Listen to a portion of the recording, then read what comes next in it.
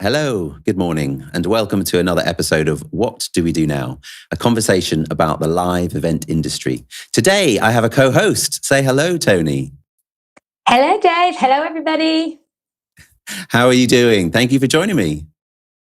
I'm doing well. No, thank you for having me. It's going to be a good chat and a good series for event managers and producers and things like that. So I'm really excited. Fabulous. So today our guest is Karen. Say hello, Karen. Hello, good morning, afternoon. How are you doing? Are you all right there? Very well, thank you. Fabulous. One of the questions I've been asking everybody, just by way of getting into this, is about how you got your start in the live events industry. So just tell us a little bit about your origin story. No, absolutely. Like many people, I fell into the industry many moons ago. Wasn't meaning to go that way at all. I knew I liked budgets and finance. I knew I liked organising. Went to work as a PA in a local marketing company and ended up on the event side, and just purely by baptism of fire and making a lot of friends, very quickly, I established my career. And I really enjoyed the first couple of years. Then I thought, what else is out there? We'll try something else new. I moved to London, tried magazine work, but it didn't have that live event hit that you get and the buzz that you get. So very quickly navigated back to events, and I've not really ever left. So yeah, been a long career, very good, very exciting though. Amazing. Sounds good. And so as you look back across your career, what would you say was your favourite job and why? I've got many favourites, as everybody seems to have. Generally, with any project, I really love the ideation phase. I love putting a job together, and I love seeing it delivered, whatever that is, whether it's a live event or a video or some sort of experiential event. So three do stick in my mind though, for very different reasons. The first one is I've been lucky enough to be involved in Cannes Film Festival with a client, helping to develop their program. The perks of the job are amazing. Red carpet visits, going to premieres and screenings, obviously great. So that's a huge perk. Another one that I've really enjoyed, purely because we've developed it over a number of years and it kind of just keeps getting better and better every year, is an awards ceremony. And I've been lucky enough to keep being asked back to exec produce that. Brilliant, because we surround ourselves with great people and we're all great friends, and it really is a great job to be involved in. Very stressful, very edge of the seat, but really cool from that point of view. And then another one, purely for a personal side of things, is I've never been able to show my family what I do. And last year, I was lucky enough to be involved in creating an experience stand at Gamescom. Gamescom was an experience like no other. But just being able to bring my teenage children over to that event kind of made me slightly a little bit cooler in their eyes. So from that point of view, I really enjoyed showing them. And with some lovely friends that were also over there, able to give them VIP passes to things. So that, again, another little perk of the job. So they're the ones that immediately stick that are more recent. Absolutely amazing. Great. So three different jobs and enjoyable for three very different reasons. Tony, exactly. Yeah. So actually, out of those three, so with the awards one, obviously, if you do it every year, what's going to happen this year? Is it still going ahead? Are you, based on the current environment, is it going virtual? Like, what's going to happen there? Well, interesting. We're still at the development stages. Nothing has been 100% agreed and signed off, but we are. We're working on some ideas about how we can transfer it into the virtual world. Interestingly enough, the last 4 years that I've been lucky enough to work on it, there is such a huge virtual element part of it anyway. So this year we made it bigger than it's ever been. So we went live simultaneously across 12 sites. We had 45 different hosts based on different sites, and we were across 7 different time zones. So it was all kind of, everything was in there. So our audiences were having different experiences depending on which site they were on, obviously still watching the same event. And then we also had thousands of people joining online as well. So we kind of already started we've already kind of got a virtual event anyway. So it's just looking about how we then transfer that across to being purely virtual. It doesn't go live until later on in the year, but obviously with the way that, what we've been through and the way things are developing, I can't see that being like a normal live event would be. So yeah, in the development stages, but it's quite interesting that we've already kind of navigated to that over the years anyway. So yeah, exciting things to come, hopefully.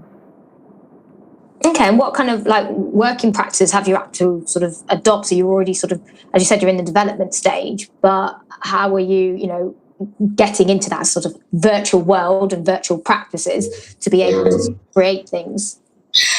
So in terms of running teams, we're a virtual team anyway that run this event, and I took it over from a great friend of mine, Ali Tilly, who's sadly no longer with us. But she basically started evolving that with a friend of hers, and I've literally just taken that over. So we've all been working virtually anyway on that for many years. So best practices for virtual. We're already in it, but obviously it's in terms of we just try and make sure that all of our team calls, they don't always have to be visual. They can just be like the old-fashioned conference calls used to be, where you literally could sit back, look out the window, scratch your head, and nobody's actually watching you. So we've certainly been looking at that. And just in terms of just talking about best practices, is just making sure that we don't have our calls for hours on end. Any sort of creative developments, we try and kind of dip in and dip out with each other. We use different collaborative tools as well to try and help us develop with what we're trying to achieve. Looking at different platforms that are out there, it's quite exciting because obviously what's available now will be different in kind of 6 months' time. So other things are being developed. So it's looking about how we can push the bounds of technology, what else we can do, what's going to keep people engaged. Because obviously at the moment, everybody's like on back-to-back calls, everyone's doing webinars and things, but we want to make this as interactive as possible. So just looking at what we can try and do, within what's being developed and what's being developed in the future. And can you dig into a little bit of the platform comment there? Like, is there anything that you've started to look at already that you can share, that stuff that you've liked, stuff that you've sort of gone, oh, not quite sure about this, in case there's anybody out there that can offer any input? No, absolutely. I think what we're trying to achieve, as I said previously, we'd had up to 45, I think it was above 45 different people putting into the show. So if you imagine like, I describe it a bit like Eurovision Song Contest, but you're literally bouncing all over the place. So we've already got that in mind, but obviously we're bouncing to specific sites that are obviously already already got the strong infrastructure to be able to bounce to. So then trying to bounce to people's homes, having people available at different times and having hundreds of people potentially on standby to see if if they're going to be a winner or not. That's what we're, potentially looking at for that event. There's another event as well running alongside for a different client. Again, we're looking at what boundaries we can push in terms of just being a bit more interactive, so that, as I said, so many people sit on calls like hour after hour, and it's just having something that people can kind of dip in and out of, be part of, and just being a little bit more creative with it. So perfect. So, yeah, and so on that interactive exciting subject, on that interactive side in particular, I think that's the question that everybody asks about with all of this stuff. Like, how do you create that shared experience? How do you make it more interactive? Like, what top tips can you bring, or like, what have you seen that you think, yes, that is in some way going to get it to a better experience?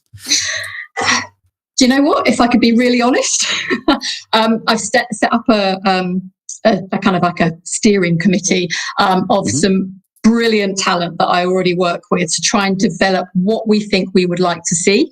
And we're also talking to other people who might be able to help develop that. So it's very much work in progress. I've seen a lot that I'm like, I don't want that. So I'd love to be able to go, this is what we're doing, but I don't know yet. We're still developing. But there are lots of different calls that I'm on, or webinars that I'll sit on, or other conversations that I'm part of and instigating. But it's work in progress. So watch this space. What an exciting time to kind of reinvent and reimagine, right? Absolutely, and that's what it's about. As I said, pushing the boundaries, trying to understand what's possible, but also with a keen eye on knowing that you can't beat a face-to-face event. We want to gravitate back to that. You can't beat that, right? No matter what technology's out there. And I think it's also having a keen eye on knowing where we want to get to, like next year. There's some amazing, talented people that I know are obviously working on the infrastructure for events to how we can then start bringing back those person-to-person, kind of in-person experiences. And I know obviously that there's a lot of work going on trying to bring those events back in a safe, secure way. But it's not only offering that infrastructure, but it's providing people with the confidence that if you come, you will be looked after, you will be safe. So it's kind of two-pronged, I suppose, more than anything else. So on that actual question of next year, do you think they'll come back next year, or do you reckon end of this year for live events? I'd love to have a crystal ball. I think it's going to really depend. I mean, obviously there's been some huge changes over the last 24 hours with what the government has rolled out. The 1 metre rule, kind of not really a 1 metre rule. It kind of is if you're happy and you can do it for a limited amount of time. And, will we all be in face masks next year? Will there be another peak? And that's something as well that we need to think about if we're going to start planning for future events that are in person, is how do we get insured? What happens if there's another peak? How are we going to manage that? So there's so many different kind of facets. But I think if, all being good, touch wood somewhere, I would like to say that regional events would be obviously a great way to start, that you can then, as again, what we were already doing with the awards, is trying to have smaller gatherings that you can basically locate up in like local places, that people aren't having to travel a huge amount as well. So I think small steps, but it would be really great to be able to start getting back and having a plan to navigate to get back to where we want to be. Because I said, you can't beat that face-to-face in-person event. So it's very much like the lovely hybrid approaches everyone use. Yeah. I don't think we'll get away from that, Tony. I think there's so much value in what we're developing in terms of the digital world and offerings with the virtual world.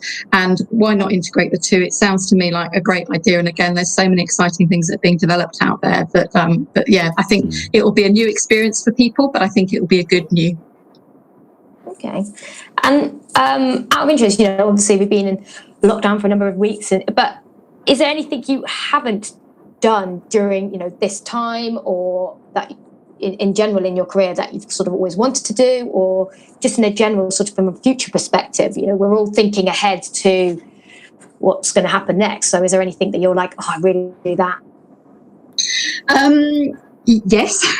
I was lucky enough to be, this is going back 10 years now, but I was lucky enough to be involved in 2010 when the Pope came to visit. And I really loved that because there were so many different events happening around the country. And I was at one event on one of the smaller venues, purely because bringing up my family, I've had to try and juggle between doing the two. So I missed out on doing anything to do with the Olympics, which was a real shame, purely because I couldn't juggle everything. So I think in terms of future, I'd love to get involved in some of those big, like UK-based events. Obviously, Commonwealth Games is coming up, that kind of stuff. Now that I've got the bandwidth and I can come and go a little bit more as I please, would be great to be involved with that, because I really do. I love all events. I love the buzz of it, but working with really big teams and talented people, you can't beat that. It's testing, but it's great fun.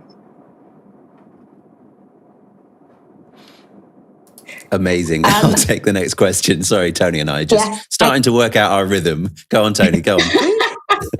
No, go ahead. You go.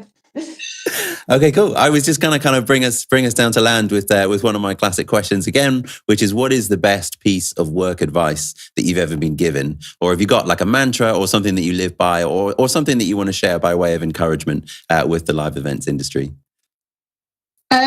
Well, something that I always, just actually two things, if you don't mind. There's one thing I always come back to is know what you're good at, be good at what you do, and what you're not so good at, pay someone else to do it. Because I'm a great believer in know your skill.